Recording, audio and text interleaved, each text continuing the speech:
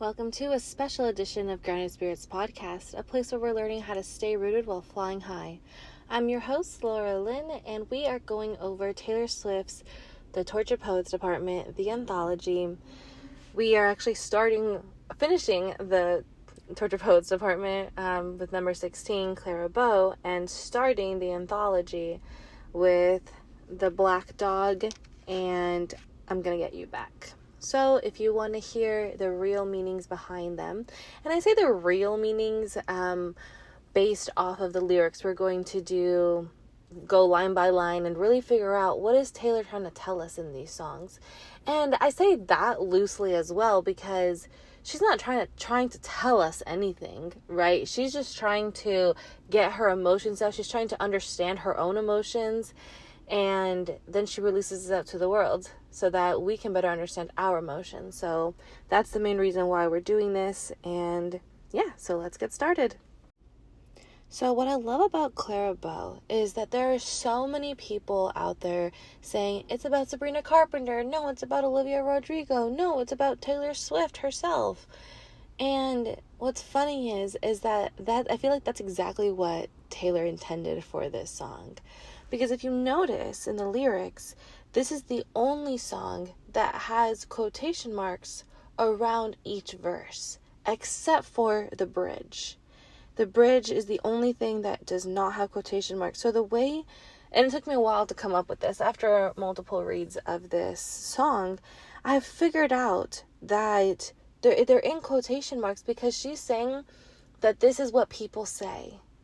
That like this group is saying this and that group is saying that and everybody's saying all of this and then the bridge is the only piece where Taylor's kind of bringing it all together into one thing. So let's jump in. It starts off by saying, "You look like Clara Bow in this light, remarkable all your life. Did you know you'd be picked like a rose?"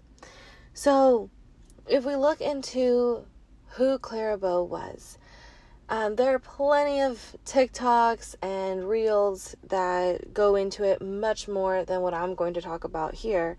But Clara Bow she's like the original it girl, that she was literally picked from I believe it was like a magazine catalog kind of competition or something like that, where she was literally picked. And that's why they're saying that she's actually talking about Sabrina Carpenter, because she was also picked from one of those kinds of talent searches. But there are also a lot of pictures that show Clara Bow next to Taylor Swift and how similar they actually do look. So once again, so many people could say this, and I think that what Taylor's been doing throughout the last 4 years, like because of COVID and stuff, she's done a lot of reading. In high school, she says, you know how to ball, I know Aristotle. And so like just saying that you know Aristotle obviously doesn't mean how well read is she in Aristotle, but I feel like she wouldn't say that unless she actually read some of his work.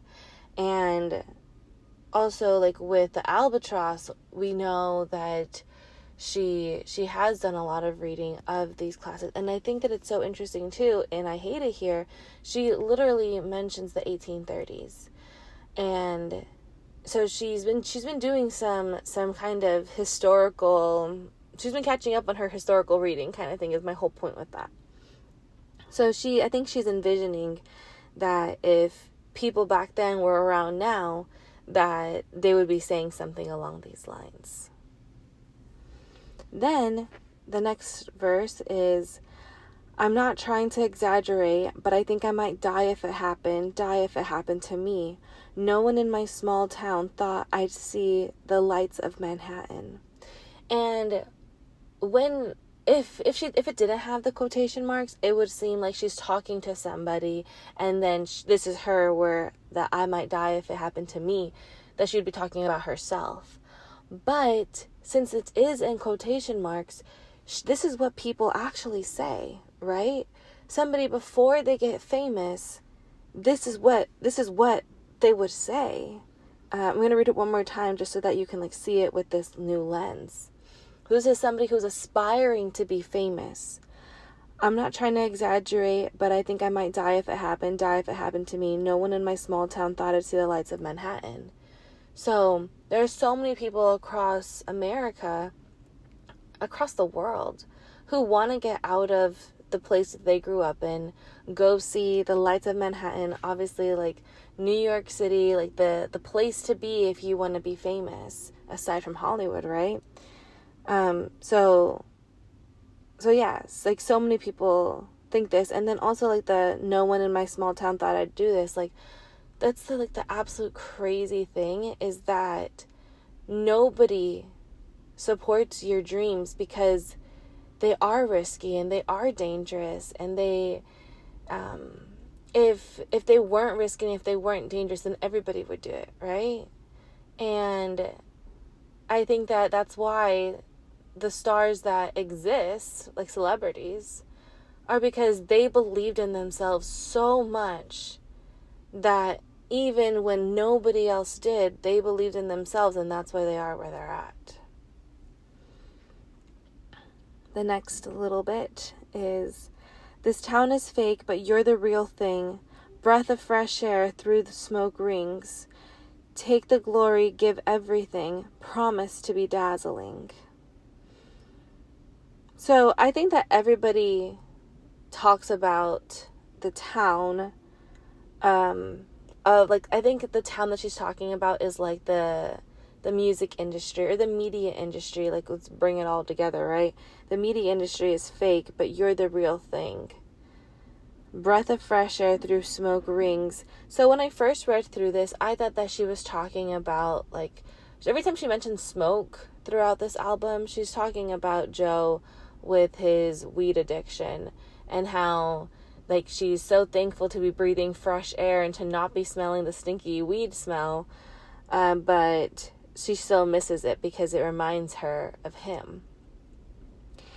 But here I think that it's saying like a breath of fresh air through smoke rings, that it's like out of everybody, when everybody is toxic and you're actually being authentic, you're a breath of fresh air. And I think that's what she's getting at here. Take the glory, give everything, promise to be dazzling.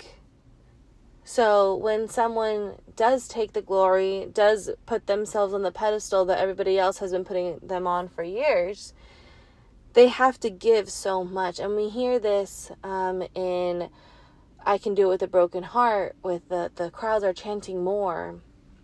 And we see that later on in this song as well. But you have to give and give and give when you are a celebrity. And I don't think that people really think that through before they become one. Promise to be dazzling. So, of course, if you're going to be a star, you're going to dazzle. So before we move on to the next bit, I wanted to read to you what ChatGPT is saying about Clara Bow.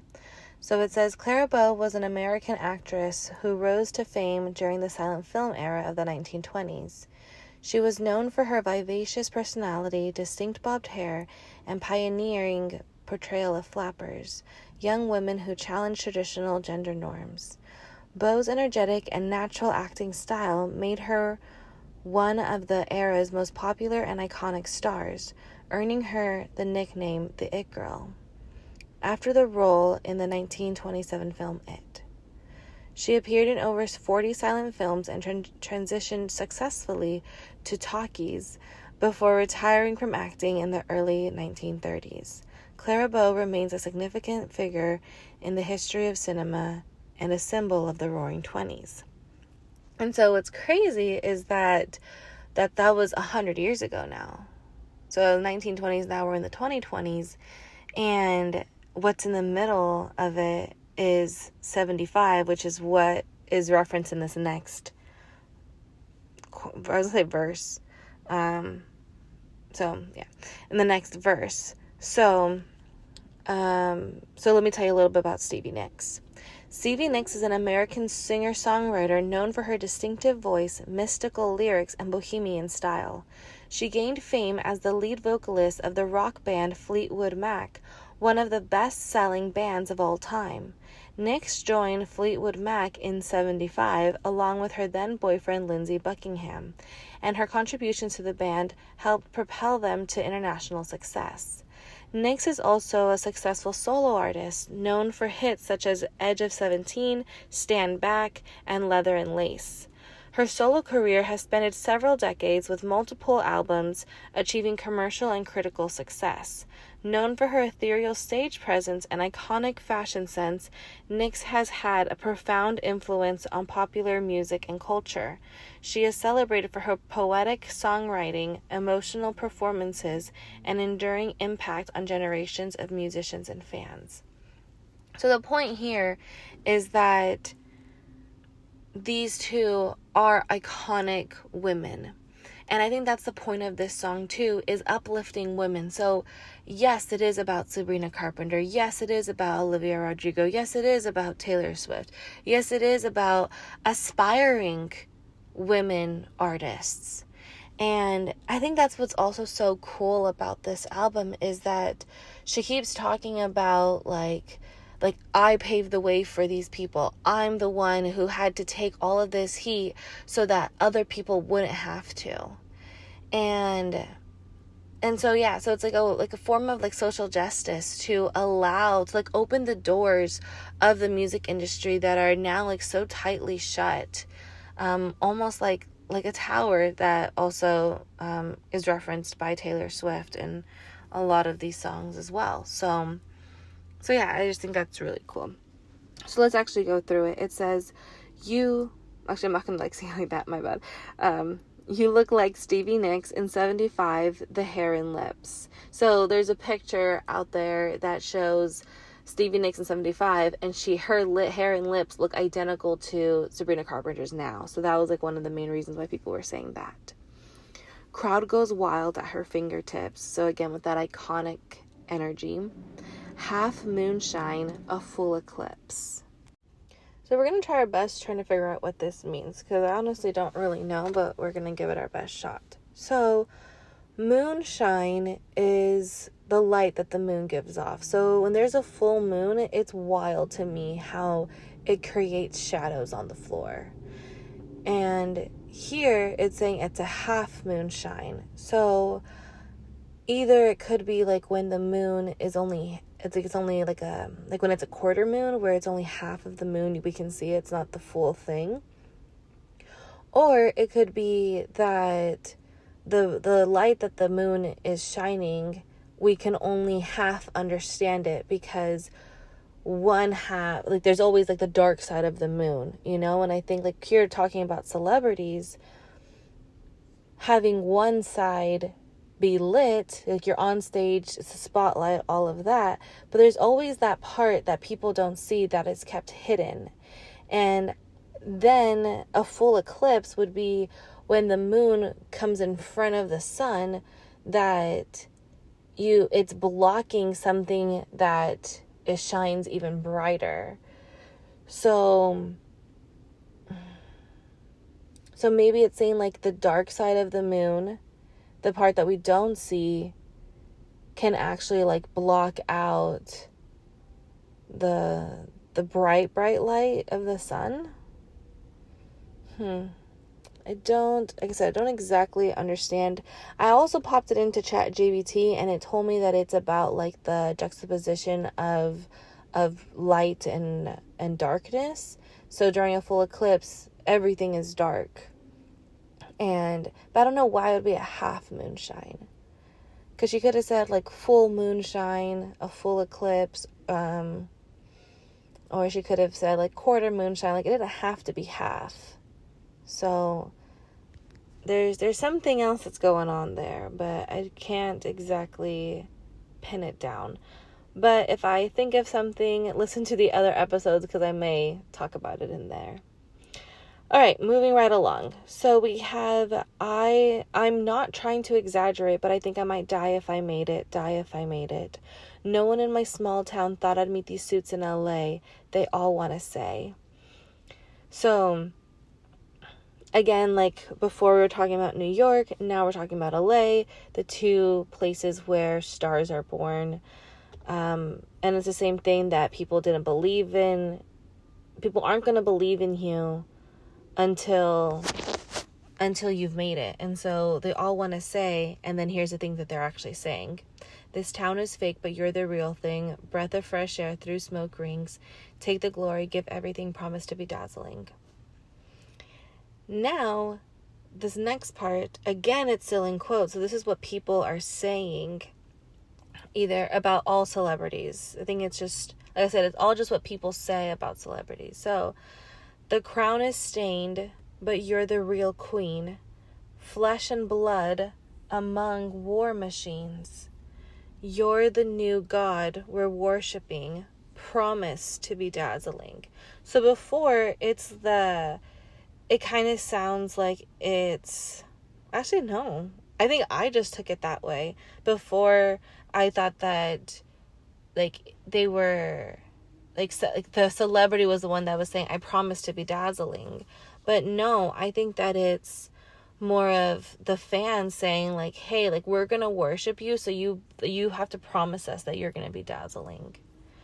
But before with the crown is stained, so this is like in reference to, she says it so many times, like the castles crumble, like in other songs ever since the whole Kim Kanye thing in her other albums since then, that the castle is crumbling, they took the crown, but I'll be okay. And even in like the music video of Bejeweled, you know, she starts off being Cinderella and that she doesn't have the crown anymore and like all of this kind of stuff. So here she's saying, like, the crown is stained, like, you're not perfect, but we still love you because you're the real queen.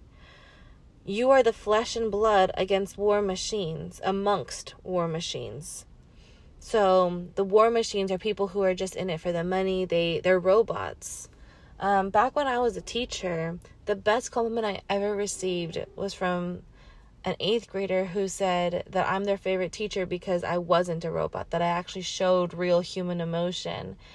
And I was so thankful for that compliment, because I 100% agree that so many people in the government, like whether teachers, post office workers, border patrol, police, fire, we're all just following orders from people who aren't, like for firefighters who aren't out there fighting fires, who aren't teaching the young minds of America. They have no idea what's going on in the classroom or out on the field, yet they impose all these rules and tell us exactly how to be. And I think that's what Taylor's saying here with the media industry, that people who are flesh and blood are the real thing. They're not just robots doing what they're told. But by being flesh and blood, that's like, when you are human, you are vulnerable and you can get hurt. In a different song, she says, like, the bullet just grazed. I believe it's in Who's Afraid of Little Old Me. Yeah. Okay, so then you're the new God we're worshiping. You better promise us to be dazzling. Okay, so now here's the part where Taylor's now talking. Beauty is a beast that roars down on all fours, demanding more. So this is like the impossible beauty standards of the industry.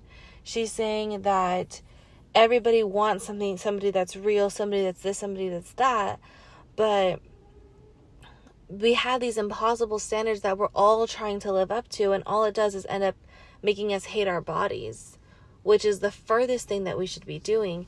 And I hate that people made a big fuss of her anti-hero music video where she stepped on the scale and it said fat. If she feels fat, no one can tell her that she's wrong for feeling that way. And they made her take it out of the music video, and I hated that for it. And honestly, like, even like some of like her older lyrics, for instance, like in Better Than Revenge, when she says like you're just an actress who's something on the mattress, something like that. She took it out, and now it's like you're a moth to the flame, and she was holding the matches. And it's like, okay, like, I get it. Like, I get why like, you're not trying to slut shame, like, blah, blah, blah. But, like, if that's how you felt in the moment when you wrote this song, you believed in these lyrics enough to record them and to sing them out on tour. I went to that tour, you know? Like, stand by who you were. Like, yeah, you're not that person anymore. You don't agree with it, for sure. But you, like, we have to be proud of our past work, even if that's not who we are today. And if you go back and listen to, this is episode 133, if you go back and listen to episode 3, I'm going to be a lot different. And some of the things that I say in those first 3 episodes, I may or may not agree with them now. But there was a part of me who did believe that, or else I wouldn't have said it back then, right? So I think that it's important to, like, not erase the past, or, like, to not rewrite history. Like, you put this out there, stand by your work. Sorry, I got on a little tangent there. But here, so she's saying, like, yeah, the impossible beauty standards, that it's a beast and it's down on all fours, that it makes us, like, kind of, like, revert back to, like, caveman status. That we shouldn't be caring about beauty, yet we care about it because that's what gives us our confidence. That's what gives us our edge. That's what gives us our light, we think. But actually, it all comes from within. And that's what she talks about, and I hate it here. That she hates how society has constrained us all. And so she goes into her mind, into lunar valleys, into other secret gardens, all these other places. All right. So yeah, beauty is a beast that roars on all fours, demanding more. So no matter what you do, you're always going to think you're ugly unless you find it within. No matter how much work you get done, you're always going to want more. It's never going to be enough until you find it within. Only when your girlish glow flickers, just so, do they let you know? I'm not quite sure what that means. Let me think about it for a sec. So I popped it into ChatGPT, and I'm so glad that I did, because they have it so succinct. It says that the phrase suggests a situation where others only acknowledge or appreciate someone's youthful or feminine qualities when they are fading or diminishing. And so I think, like, I said it wrong when I read the lyrics. Let me try it again. It says, only when your girlish glow flickers just so do they let you know. So, like, the flickering is like a candle, how it flickers, right? So it's like when this girlish glow, when this youthful appearance is flickering, is like coming off and on, that's when they let you know. They don't appreciate you when you are in your youth. They only acknowledge your youth when you no longer have it. And she's saying that's the problem. The next line is, it's hell on earth to be heavenly. Them's the breaks. They don't come gently. Once again, ChatGPT coming in hot. So obviously, like, the hell, it's hell on earth to be heavenly. Like, it's so hard to be perfect is basically what it's saying, right? Like, no one's perfect, yet we all try to be perfect, so we just make it hell on earth in order to pretend that we're heavenly, but we're not. But I had no idea that them's the breaks, that's a colloquial term, that means that's just how it is, or like those are the consequences. Like, if you want this life, you're going to have to go through hell. And that's what it says, they don't come gently. So you're going to have to go through hell in order to keep up appearances, so that you can be put onto this pedestal, so that you can appear to be heavenly But maybe this is going back to the whole half moonshine, full eclipse thing. But there's that dark side of you that, or like the real side of you, quote unquote, that you're not allowed to show. And that's the whole point of this album, is her saying, like, honestly, like, she says it, like, the wine mom's like, fuck them, it's over. But she's honestly, this is her big, like, fuck you to everybody, right? To the fans, to her family, to her friends, to her exes, to everybody. I think except for Travis. She only has nice things to say about him, you know? But, like, for everybody else, like, this is a big fuck you, like, to the media industry, to the music industry, to Kim and Kanye, to everybody. This is a big fuck you. That it's not right the way that we're living today, where we have to hide and we have to pretend that we're perfect when we're not. And that's why this album is so raw, and that's why you hear her breath, and that's why I love it. And I believe it's in the alchemy, maybe in the prophecy. It's the prophecy, for sure, the prophecy, where you kind of hear Aaron say something or like whisper something, and then he taps the guitar, and then they start the song. And it's just so raw and authentic that it makes the song, well, not the whole song, you know, but it adds character. And I think that that's like what we're missing. And she even says it, I think it's in the prophecy as well, where she's like, I'm just in a sea of grayish, so like gray and beige, that like, where's the pop of color? Where's the life? Like, you guys, like, our souls have been trapped for so long.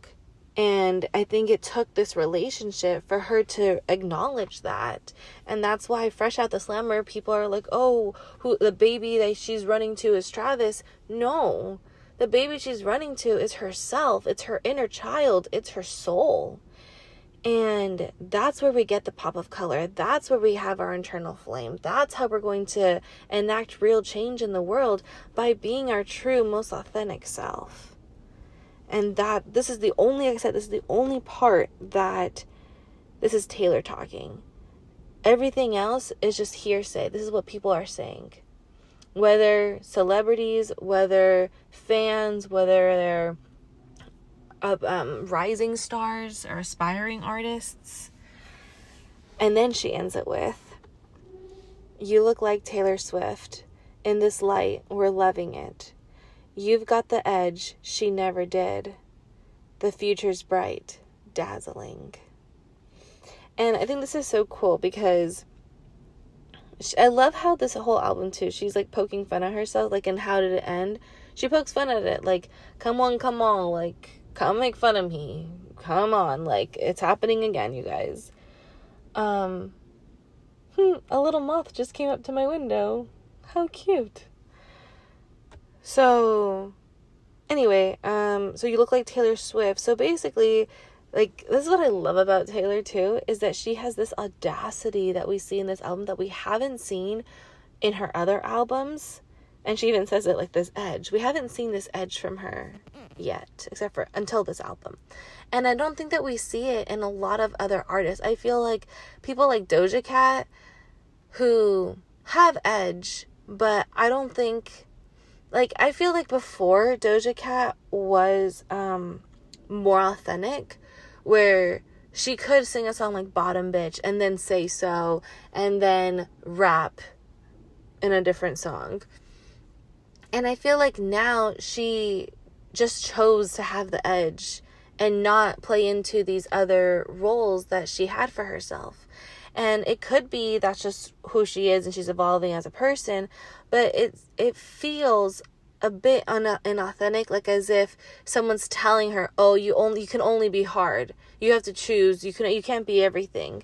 And I think that that's very fear-based. Like, if she did get this advice, it's very fear-based because people are like, oh, well, you have to know who you are and that's how you're going to get your fans.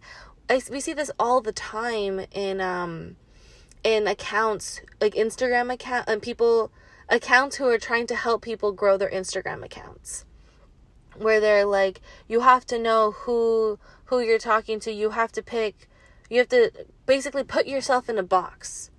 And then once you put yourself in a box, then people will come to you. And the thing is that, like, that makes sense, like, it's logical, all of that, but we are not, how do I say this? We're not meant to be put into a box. We are multifaceted, multidimensional human beings who have multiple sides. And that's what's so beautiful about Taylor, especially on the Eras tour. She's able to tap into all of her different sides. She can be the princess. She can be the villain. She can be the lover. She can be this person with edge and audacity. And I think that we all have all of these sides to ourselves. It's just a matter of, like, letting it come out. And so I think that's, like, where she's getting at here. She's saying, like, she's the new it girl. So first it was Clara Bow, then 50 years later it was Stevie Nicks, and then 50 years later now we have Taylor Swift. In this light, we're loving it. So this is the light that I was talking about with, like, the inner light. This is what she's been saying throughout the entire album. Go within, figure out who you are, what makes you separate than everybody else, and tap into what makes you different. Don't be afraid. Don't be shy about what makes you different. Love it. And that's how you're going to free your soul. That's how you're going to feel happy. That's how you're going to be fulfilled. And it goes back to what this whole podcast is about. Grounded spirits. How can we be grounded in ourselves? So it's to stay rooted, right? Stay rooted into who you truly are. Regardless of what anybody out there is saying. Who are you? Stick to that. And then that is how you're going to be able to fly free. That's how you're going to be able to be a spirit who can enact real change in the world. And yeah, grow your Instagram account. Yeah, be a celebrity. Be whoever it is that you want to be. But by staying true to who you are and not playing into this fear-based, like, oh, you only have to choose one side of yourself. No, by being who you truly are, the right people will come. The next part says, you've got edge, she never did. We kind of already talked about that. And then the future's bright, dazzling. So I think this is like, she's like, if I take this stand and if I put myself out there and share my light, and so many people have, I've said this so many times on these episodes too, that so many people have said that this album has healed them because we're able to better understand our own emotions by listening to her figuring out her emotions. And so many problems could be solved if we all could take the time to understand our emotions. A lot of times just try to, like, shut them up or shove them down or let them not pay attention to them, ignore them. But our emotions need to be felt. That's part of the experience of being human. And going back to the whole grounded spirits thing, that's part of being grounded, is allowing those emotions to come in. Not being afraid of emotions and not being afraid to go deep. So she's saying that if she's doing this, then hopefully others will do it, and that the future's bright if we all do it together. We'll all dazzle together.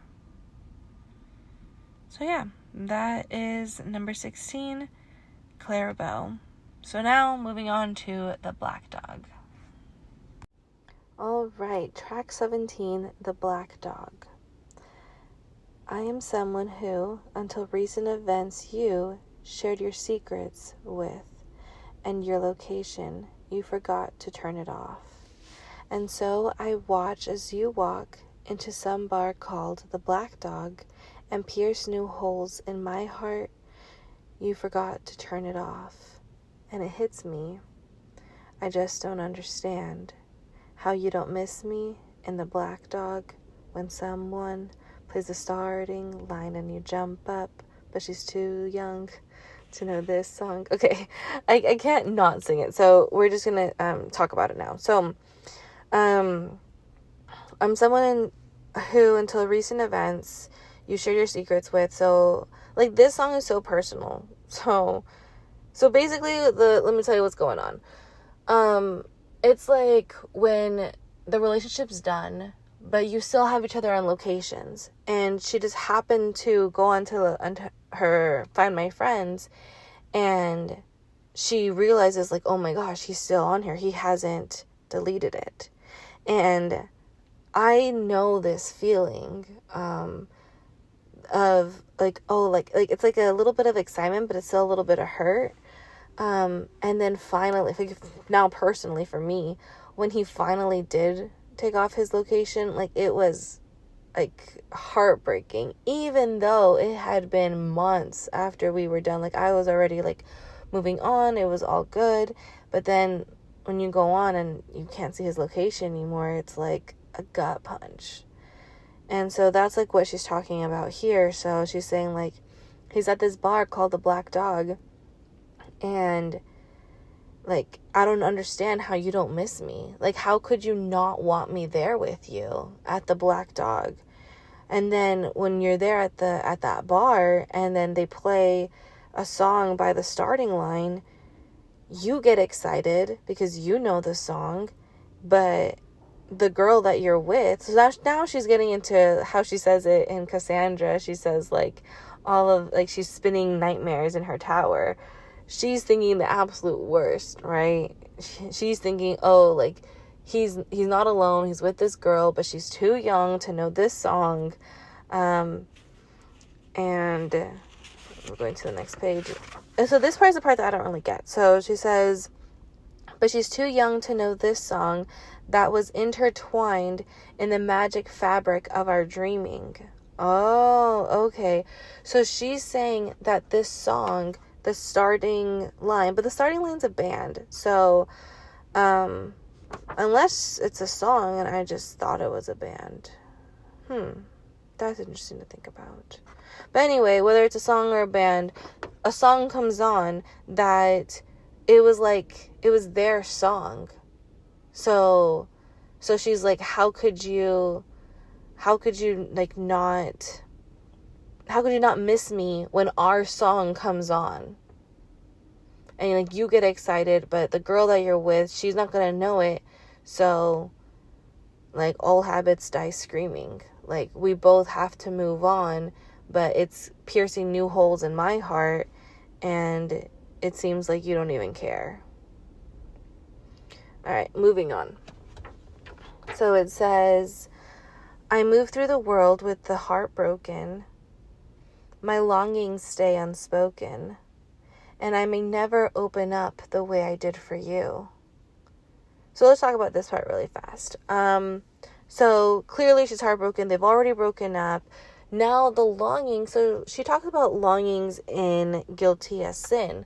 They're about somebody else, right? That she calls her relationship with Joe a cage that she's so bored in. And so she's going to have these longings for somebody else. And then here, now the longings are about her, like, wanting him back. Now the longings are wanting that cage back, wanting that boredom, wanting that relationship, even though she knows that it's not good for her. But she's really afraid, and she says this in the prophecy too, that she's afraid that she sealed her fate, that she, like, if she can't make it work with him, she's not going to be able to make it work out with anybody. So here she's saying she's really afraid that she may never be able to open up the way she did for him.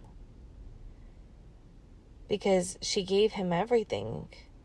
She loved him so much, and even when he broke her, she saw it as, well, I'm his favorite toy, so of course he's going to break me. Like, but he still loves me. He loves me so much that, like, you only hurt the people that are closest to you, so that means that he really loves me, and that one day we will get married, and one day we will have everything that we've ever dreamed. And that's what she said at the beginning. Now I'm understanding it better, what she was saying, that song was intertwined in the magic fabric of our dreaming. That song, whatever song it was, that it's, I'm going to actually look it up next. But that this song was like the foundation of their fantasy world that she was trying to bring into the real world, and he was not having any of it. Well, not that he wasn't having any of it. Let's read the next lines because it'll make more sense. Okay.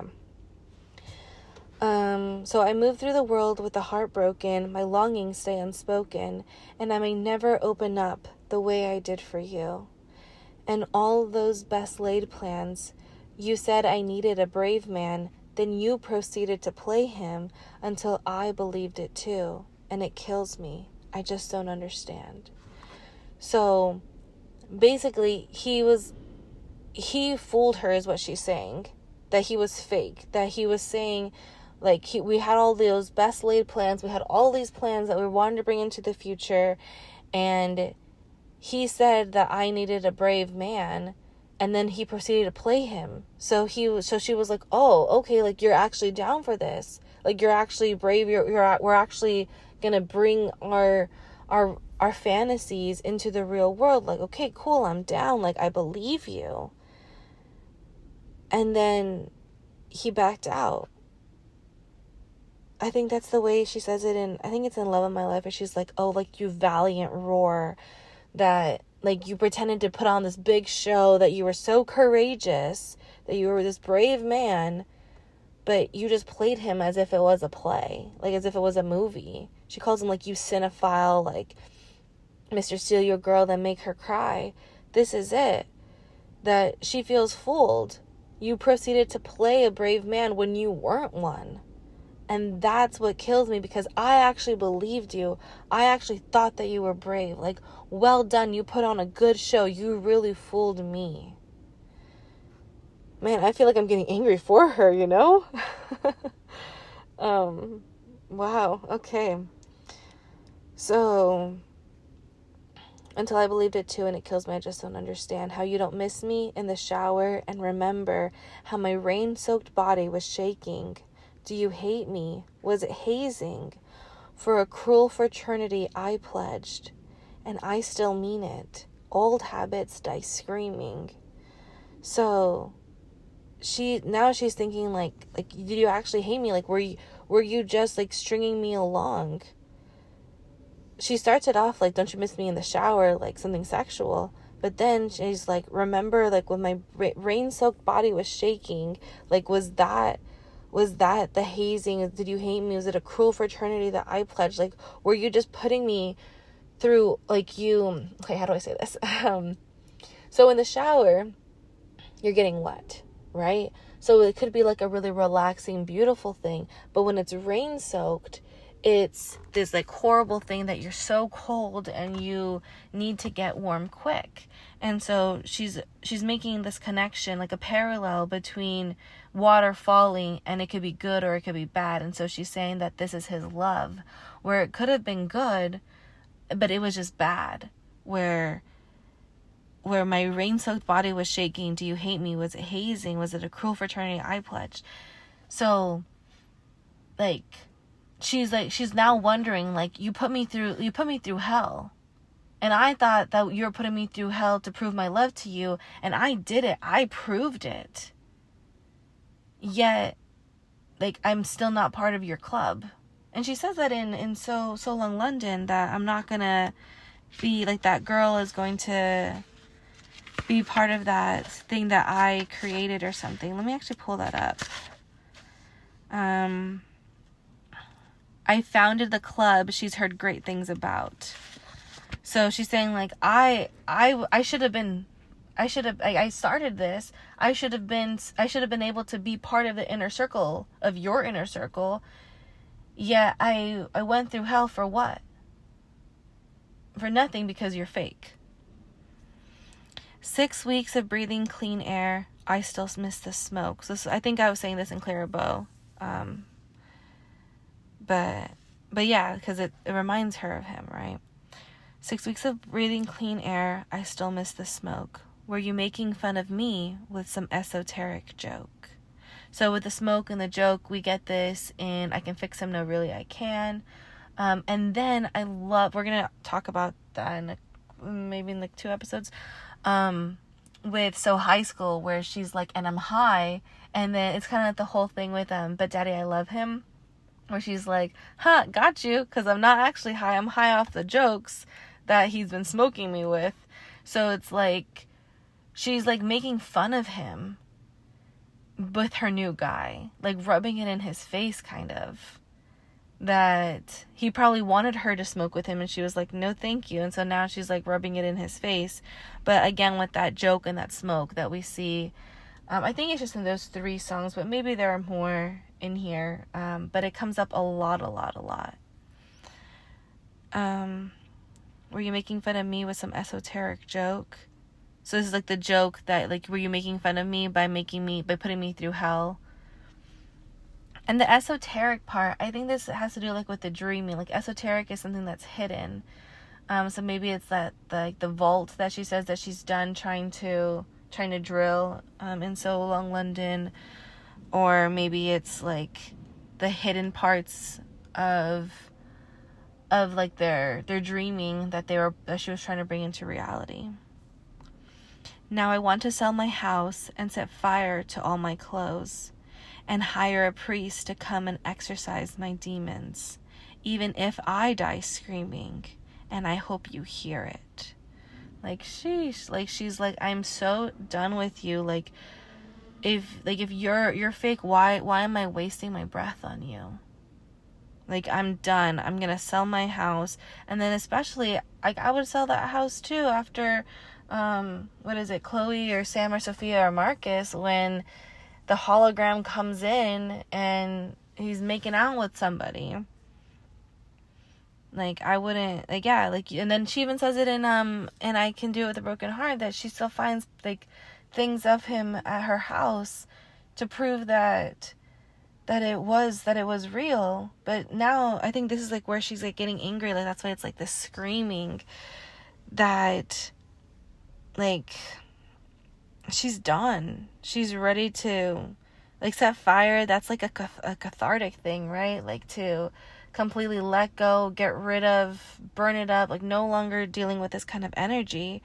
And to hire a priest to exorcise her demons. Like, she's like, I'm done having having all these negative thoughts. Like, I'm done with it. And so even if I die screaming, like how in Cassandra, like, pieces of her have to die, and pieces of all of us have to die. It's not just her. But yeah, like, that's the whole point of a relationship, is for that transformation with or without that person. And then this is when she's getting really, I was going to say hateful, but I feel like that's too strong. So I was going to say vengeful, but I also feel that's too strong. But along those lines, she says, and I hope it's shitty in that Black Dog when someone plays a starting line and you jump up, but she's too young to know this song that was intertwined in the tragic fabric of our dreaming. Sheesh. It went from magic to tragic. That reminds me of, what's that song? Sad, beautiful, tragic, beautiful, something like that. You know what I'm talking about, right? It's on Red. I don't know how it's not coming to mind. It's one of my favorite songs. If I sang it, it would come out, but it reminds me of that. 'Cause tail between your legs, you're leaving, and I still can't believe it. 'Cause old habits die screaming. Oh, it's so sad. That, because we know, listening to this album and Midnights, that they had this on again, off again, but they didn't tell anybody when they were on again or off again. They only told everybody once it was for real off. And that's what she's saying here, that she's done going with this back and forth. She's done with everything. She's ready to move on, set fire to all her clothes, because, like, all her clothes, like, remind her of him, you know? So, like, she's clearing out the energy. She's done, even if old, and she still can't believe that this is actually reality, that it's actually over. Like, in Down Bad, she can't even say the word over. Oh my gosh, I'm getting so sad. But yeah, it's tragic. But yeah, old habits die screaming. And then we go from this, like, super tragic, like, super sad song to I'm Gonna Get You Back. And I love this song because of the double meaning. But But then it's also, like, like, songs like this, and I feel like Sarah Bareilles has a lot of these songs, too, where, like, obviously, it's just a song, and she didn't actually do it, but I feel like songs like these, like, they make women sound desperate, where, like, I'm gonna force you to be with me, even if you don't want to be, and it's, like, we need to have, like, more self-worth, to not stand for this kind of treatment from a guy. Like, in this song, we're gonna get into it with, like, but specifically when she calls herself the Aston Martin, like, she has high self-worth, yet he steered it straight into the ditch and then it ran and hid, but yet she still wants him back, and she says, even if it's handcuffed, I'm leaving here with you. So it's stuff like that. And how do I say this? Like, it's like the whole thing that Taylor was saying about, like, if you're damned if you do, you're damned if you don't. People are still going to say stuff. People are still going to do that. And so I hope that you don't take it as a critique of her. More of just, like, just to keep in mind. Like I said, like, I really want her to stand behind her work and not have, just because, like, some random girl on the internet says something, to change it. Like, definitely not. But for the audience, the people who are listening to it, to also know that this is not okay. Like, just because it says it in a song, it's not okay for you to go out and do it, kind of thing. Okay. With all that said, let's get into the actual lyrics. Alright, so track 18, I'm gonna get you back. So first I want to talk about, like, the title. Why is it all one word and all lowercase? I didn't quite understand that, because it's also interesting how normally words like of or on or the or they're all lowercase, like in normal and just like grammar, right? But it's really interesting how she's always played with the capitalizations of words, back when she would do her, like, secret messages in her albums. So, like, for instance, of Thank You Amy, the only thing that's capital is Kim, but, like, or in I Can Do With a Broken Heart, the only thing that's not capital is but I can do it is capitalized, with is capitalized, so, like, these words would normally be lowercased. So it's really interesting, and I haven't been able to quite pin it, but it's just something to think about. And so, yeah, here I don't know why it's all lowercased. Maybe, so we're also reading the Emerald Tablets here on Grounded Spirits, so, like, that's, like, our quote-unquote regularly scheduled program, and this is just extra. When this album came out, I knew that there were deeper meanings behind all of the songs, but I couldn't quite figure them out by just listening to them, so that's why I am breaking them down one by one to better understand it. And then now what's come out of it is I'm writing a paper looking at freedom through the lens of women, so Taylor Swift, but also Gabrielle Souchon, who is a French early modern philosopher of the 17th century. And it's so crazy how these women are 4 centuries apart, yet their messages are almost identical. So that has been just, like, mind-blowing to look at. So anyway, with the Emerald Tablets, what I've noticed there is that when there is the capitalization, it's meaning more of the collective, whereas when it's lowercase, that it's more of a personal kind of thing. But I don't necessarily know if that applies here to Taylor Swift, because actually maybe, because the only other one that's lowercase is LOML, and that one we all know is super personal. So maybe, and so is this, like, one of her daydreams that she wanted to do this, and that's why it's all in lowercase? I'm not sure. I'm just like going through them right now, and yeah, I don't know. So anyway, moving on into the actual song. So, lilac short skirt, the one that fits me like skin. Did your research, you knew the price going in. So the lilac, it reminds me of Lavender Haze, where she's saying, like, I don't want to care what anybody else says about me. Like, how does she say it? I'll be damned if I do what people say, or if I care what people say, something along those lines. That she just wants to stay in this lavender haze with him. And so I kind of think that that's like what's going on here. Like, the one that fits me like skin, like it's like I belong in this lavender haze with you. Did your research, you knew the price going in. Like, you knew who I was. You knew who I was going to, like, you should have known that I was going to bounce back. You should have known that I wasn't going to stay down. And in Lavender Haze, she says, like, that people are saying these things about me, people are spreading these rumors, but you don't even care. You're not even listening because you love me. And I think that he wasn't listening or didn't care about it because he, like, having people say those things about her kept her small. And that sounds so messed up. Like, I don't want it to be like that, because I think that he actually really did love her. It wasn't like he was, like, setting her up, or like how we were talking about it in The Black Dog. Like, I don't think that he was, like, making her pledge this fraternity to be part of his, like, personal, like, inner club. I don't think that he had those intentions.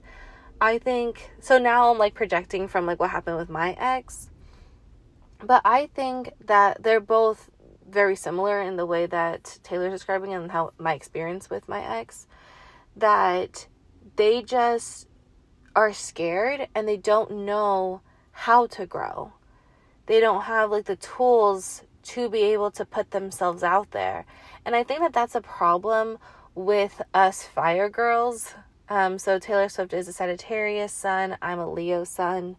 And the thing about fire signs, so Aries is in there too, is that we're not afraid. Like, we are going to put ourselves out there. We are going to enact change within ourselves. And if you can't keep up, then we're on different trains. She says that in, what song is that? Maybe it's in I looked in people's windows. I think it's in that song where she says that, like, I'm northbound, he's southbound, and we just don't belong. Okay, and then it says, and I'll tell you one thing, honey. I can tell when somebody still wants me. Come clean. Standing at the bar like something's funny, bubbly. Once you fix your face, I'm going in. So the come clean is, like, be honest with yourself. Like, you still want me. You know that we belong together. So like, why are you playing this game of not wanting all of our dreams to come true? Like, why would you not want our dreams to come true?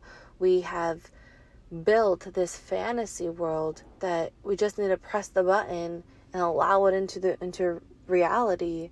She says this a lot in Lavender Haze, that everybody's asking, like, am I going to be your bride? Am I going to be your wife? So yeah, it's, like, coming out here too.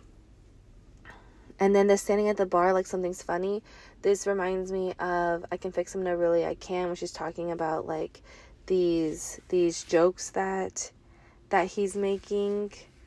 I'm trying to find it really quick, but I'm not really I came right to it. It says, the jokes that he told across the bar were revolting and far too loud. And here she's saying, standing at the bar like something's funny, bubbly. So it's that whole thing of two people can go to the same, have the same external circumstances. So, like, two people go to a bar. And so, okay, here we go. It's a better way of explaining it. It's like if, let's just use Joe since that's who this song's about. So he's at the bar, right? And you're in one corner of the bar, I'm in the other corner of the bar, and like we're both watching him.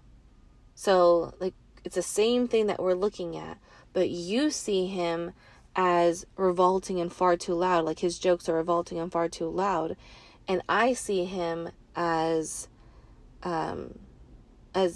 him just laughing, being bubbly, having a good old time. You know, like we could have different interpretations of the same event. And so it's cool how Taylor's doing this through these separate songs of the same event. And then once you fix your face, I'm going in. So I circled fix because she says fix a lot in My Boy Only Breaks His Favorite Toys. So maybe it has to do with that. Like once you fix like the way that you're coming off, then I'm going in. If we think about face as far as like the physical body, according to my research, the body is your moon sign. So with him, it would be his Taurus moon. And so that's the whole part. That's the thing that's in the vault that Taylor's been trying to drill at in So Long London. That if I'm right, that he's a Gemini rising, that would put his Taurus moon in his 12th house, which is like the scary house, right? It's like the upside down world of Stranger Things. Like it is scary to put your heart out on the line when you have this placement.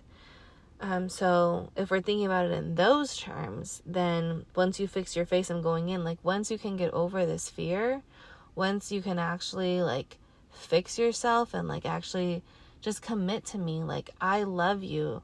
She says it in the Tortured Poets department, track 2, that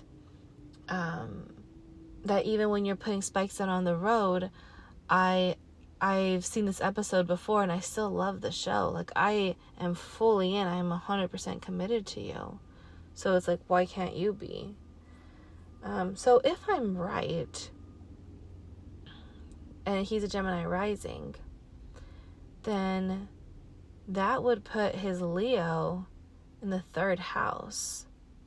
So like how he comes across to the world, and he doesn't want to do that. He doesn't want to be in the spotlight.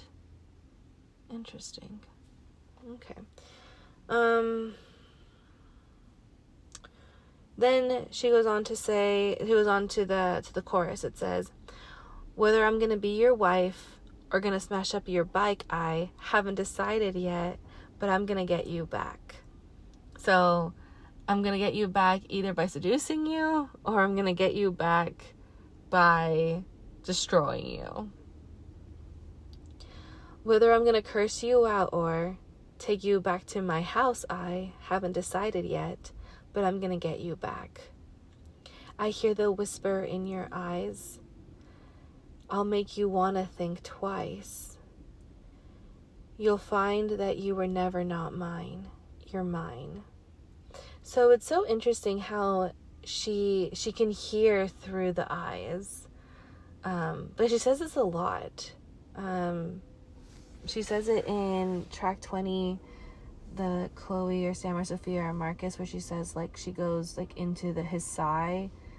And then in the windows, I look in people's windows, she also says something along these same lines. Like, oh, there it is. It's I died the tiniest death. I spied the catch in your breath.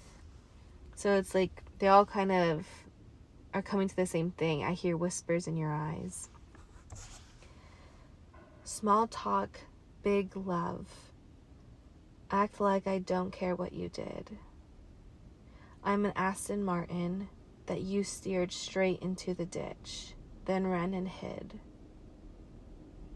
So this is like what I was saying before, that she's saying like she doesn't care what he did to her. Oh my gosh, there is this great cartoon that came up on my Instagram yesterday where this guy is like pining after a girl, so finally she gives him attention. Then he gives her a heart, like he gives her love, she reciprocates it, so it's this, like they're each giving each other the same amount of love. Then the husband, he gets overwhelmed, he starts not looking at other girls or anything, he's just working, he's just doing stuff. So he doesn't have enough time for her, so he gives her less love. And then she gets heartbroken because now she's not receiving the same amount of love that she was receiving before. So she thinks, oh, I'm losing him. I need to give him even more love. And then in his man brain, he's like, oh, if I'm getting more love with less effort, then why am I going to even try? So he gives her even less love. And then the girl goes completely crazy and just showers him with love. And then it gets to the point where she has this fire hose and she's filling him up and giving him all that she has, and he's just giving her little droplets of his love just to keep her around. It reminds me of Fresh Out the Slammer, where she's like, I did all of this, I was locked up for years for just 1 hour of sunshine, for just one bit of his smile, it says. So that's what's going, that's how I feel here with this. So the whole point is that then she gets destroyed and then he breaks up with her and moves on. That's how that little snippet thing ends. And I feel like this happens, that happened to me and my ex. That's how I wrote a whole book about it. Monterey, it starts off with me falling down this deep, dark hole because I had given him all that I had. And I this is in real life, I felt like if I had taken out all of, if I had given him my wings, I felt like I didn't have my wings anymore. Because I gave him everything, and I was tattered and torn and all these things, and I feel like that's how Monterey came to be. Yeah. Okay, moving on here. So, small talk, big love. So this is the whole part that I was saying, that he's just giving her little droplets. But she's thinking that he's just talking small, but he really, deep down, really does love me, really does feel this. And it may be true, I was saying earlier, with my ex, I believe that he did love me to the best of his abilities, but it wasn't enough. It wasn't enough. I needed to find somebody who can give me a fire hose full of love, the way that I can give a fire hose full of love, And luckily I did find that, and I am married to him, and he's absolutely incredible, and he showers me with love, and I'm so, so thankful, because I feel like I'm finally able to grow and to thrive. And I feel like we don't take that into consideration in society, of how much love plays a role in our well-being. Okay, the next thing it says, I act like I don't care what you did. So she's telling him, okay, what's in the past is in the past. Let's try this again. So I think this is when she was going back and forth, the what's it called, the on again off again kind of part. So she's okay, you did what you did, let's move on. I really want to make this work. I really believe that you're my soulmate. I really, really want this. And I think that was where her issue was. When it comes to manifestation, if you want it too bad, it's not going to happen. You have to be able to still detach yourself from it. And that's the whole part about staying rooted or staying grounded, is that you're able to not get swept up away. I don't know why I'm referencing I Look in People's Windows, but I think it's in that song where she talks about she's a feather and he's this whirlwind and he sweeps her off her feet. But it got to the point where she didn't know where she ended and he began, in a bad way. Because I think that in a marriage, you are meant to come together and become one, but you still have to retain who you are, and that's what's in the roots. In the roots, you still are your own person. So when you are mending together in the outside world, you still retain who you are while being one with somebody else. What I'm thinking of is there's this this thing that came up on my Instagram, this video of this tree, these two trees that literally became one. And it was really cool. I'll post it on Grounded Spirit so you could see it. It was really, really cool. Okay. Small talk, big love, act like I don't care what you did. I'm an Aston Martin, so like a really high level car that you steered straight into the ditch, then ran and hid. So like you, like this, like I'm gonna act like I don't care what you did, but this is what you did, so you need to know what you did and know that this is not okay and that this can't happen again. So erase everything that I said before when I had just skimmed it, because that's what I love about getting like down to the nitty gritty of the words, is that the meaning changes when you actually understand what's going on. Because like I said, like, oh, like people should know that it's like if a guy doesn't want you anymore, you should move on. But here she's saying like he does still want me. Come clean, like I know you still want me. And like I'm gonna act like I don't care what you did, but you need to know what you did and know that it's not okay and that this can't happen again. So she does still have that self-worth, which I appreciate. So next she says, and I'll tell you one thing, honey, I can take the upper hand and touch your body, flip the script, and leave you like a dumb house party, or I might just love you till the end. So she's saying, like, I can take control, like, I can seduce you, I can touch your body and make you do all the things that I want you to do, and then I can flip the script and just leave you.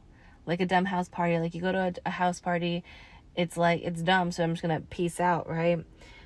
Or I might just love you till the end, and we might actually get married. So whether I'm going to be your wife or smash up your bike, I haven't decided yet, but I'm going to get you back. I'm reading it fast because we've already gone over this. Whether I'm going to flip you off or pull you into the closet, I haven't decided yet, but I'm going to get you back. So again, seeing the double meaning of I'm going to get you back. And I like how it's different than the first verse, or the first time that she sings the chorus, where she says, I'm going to curse you out or take you back to my house. And this time it's, I'm going to flip you off or pull you into the closet. So it's funny because the meaning's the same. It's just different words. So I thought that was cool. I hear the whispers in your eyes. I'll make you want to think twice. You'll find that you're never not mine. You're mine. I can feel it coming, humming in the way you move. Push the reset button. We're becoming something new. Say you got somebody. I'll say I got someone too.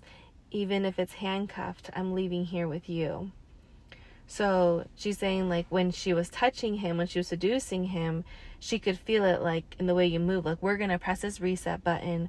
We're going to become something new. We're actually going to make it this time. Like, this time we're becoming a phoenix together. And we're doing this transformation together. So it could actually work this time. And that's how she starts LOML. She's like, what's going to stop us from coming back together this time? We're just flames that are going to rekindle because we love each other that much. Like, she really, really believed in this love. Say you got somebody, I'll say I got someone too. So she talks about it in, oh man, is it in Love of My Life? Or is it in the Window song? Because I don't know why that song's just stuck in my head all day today. But she says something along the lines of, like, we lost out because, okay, yeah, it's in How Did It End? It says, we fell victim to interlopers' glances. So, like, that they both had wandering eyes. So with her, it was guilty as sin. Some people say that might be Matt Healy, might not, whatever. But that he had a girl that he was dreaming of, she talks about in Fresh Out the Slammer, and then, like I read now with and How Did It End, that he also got caught up with somebody. So that's what she's saying here. You say you got somebody, I'll say I got somebody too. But even if it's handcuffed, I'm leaving here with you. Like, I'm not ready to give up this love. Bygones will be bygone eras fading into gray. We broke all the pieces, but still want to play the game. So we broke all the pieces. This is my boy breaks his favorite toys, but we still want to play the game. We still want to try this out. Because, like, she says in an LOML, like, what's going to stop us from coming back together? Told my friends I hate you, but I love you just the same. And if people say that, like, there's a thin line between love and hate.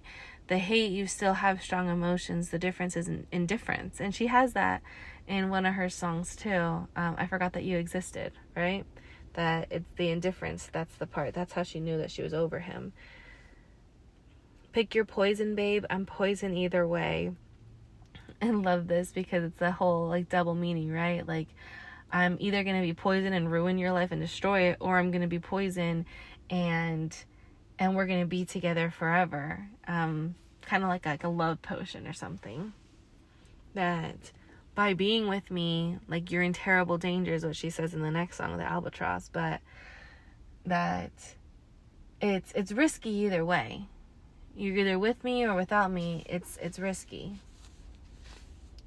And then she sings the chorus again, and yeah, and that's it. So I really love this song because it's like a fun song. Oh, we didn't talk about the bygones will be bygone eras fading into gray. So I think this is her talking about, like, the Eras tour that will put, like, in 10 years from now, like, all of this that we're doing, like, is going to be irrelevant because we're going to be together, is what she's saying. Like, bygones will be bygones, like, whatever's in the past, leave it in the past. And here she's saying, like, her eras are fading into gray, like, all of her past, like, she's done with it. She's over dealing with it. Like, she just wants to be able to move forward. So yeah. I just think the song is so clever, and I think that's why I really appreciate it. But yeah, those are our 3 songs for tonight. I hope that you learned something new. If you did, please leave this podcast a 5-star review. And yeah, follow me on Instagram, Grounded Spirits, or you could email me at groundedspirits@gmail.com if you have any questions or rebuttals or comments or whatever. Yeah, I will post those 2 videos that I mentioned today so that you can check them out for yourself. If you're listening to this way into the future, they'll be in my highlights, so you could go there to check them out too. All right, I will see you next time, where we will talk about the Albatross, Chloe or Sam or Sophia or Marcus, and how did it end. Bye.